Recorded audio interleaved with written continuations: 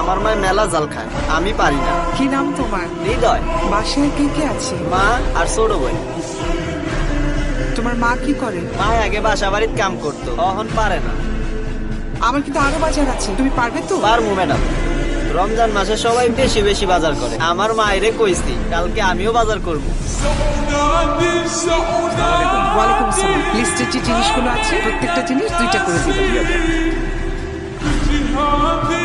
Wow মা, ঈদের জন্য আমাকে ড্রেসটা কিনে দাও না। দেখি, এখনই কিনে দিচ্ছি। এটা এটা? হ্যাঁ। এই ড্রেসটা পরলে তো তোমাকে একটা অ্যাঞ্জেলের মতো লাগবে। ওরে বাবা। মা, অ্যাঞ্জেল মানে কি? অ্যাঞ্জেল মানে জানো না? অ্যাঞ্জেল মানে তো পরি। মা, আমি কি পরি হতে পারবো না?